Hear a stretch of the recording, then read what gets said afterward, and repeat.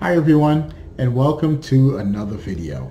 My name is Stu, and if you're curious on how the stock market works, then you are in the right place. Now in today's video, I'm going to give a high-level overview on how the stock market works.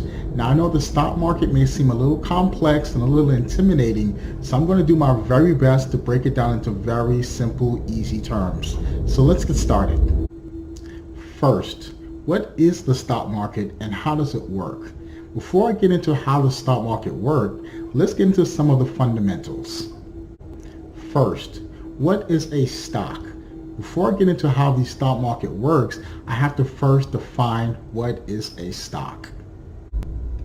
A stock, also known as equity, is a financial instrument that represents your ownership in a publicly traded company. When you buy a stock, it makes you a shareholder / owner of a publicly traded company. The number of shares that you own represents the proportion of the outstanding shares. The outstanding shares represents the number of shares that are held by the shareholders of the company.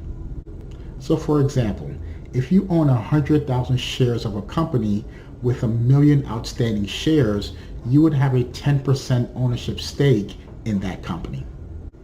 So now that we know what a stock is, who issues these shares? So let's say, for example, you have a great idea to start up a company. In order to start up a company and grow quickly, you're going to need to do a couple things. You're going to need to hire employees. You're going to need to lease office space. You're going to need to hire operating equipment, and you're also going to need to buy raw materials. You're also going to need to hire a sales team and a distribution network.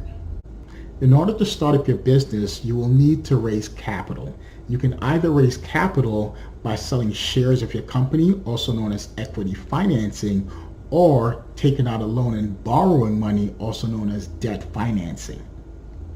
Debt financing might not be a good idea because at this stage of your company, you don't have any assets to use as collateral, and those loans that you take out may come with a high interest rate. That is why most startups prefer equity financing.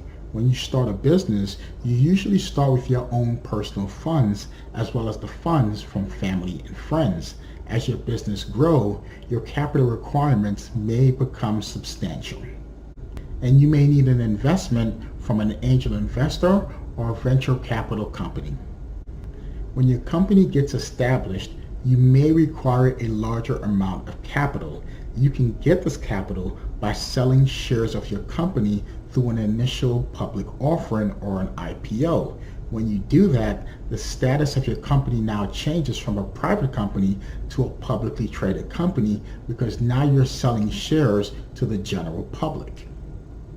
Once your company's shares get listed on a stock exchange and starts trading on it, the price of your stock will fluctuate up and down as investors and traders assess and reassess the value of your company.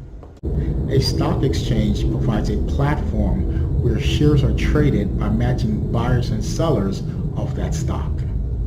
For the average person like you and me to access this exchange and buy and sell stock, we will need a stockbroker.